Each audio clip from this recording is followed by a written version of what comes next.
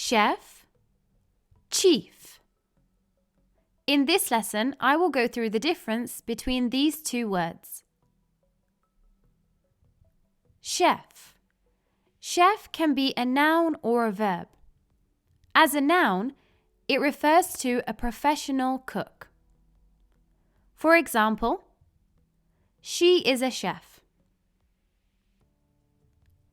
He's been a chef for 10 years. Chef is less commonly used as a verb. It refers to the act of working as a chef. This is informal. For example, I chefed in a restaurant in Spain for 3 years. Chief. Chief can be used as a noun or an adjective. As a noun, it refers to a leader or ruler.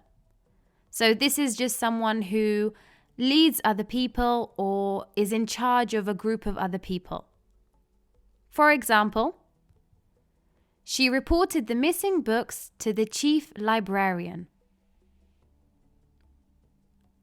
As an adjective, it means the most important.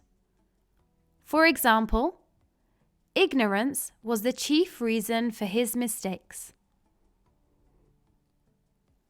So here I'm saying that ignorance was the main or the most important thing that led him to make his mistakes.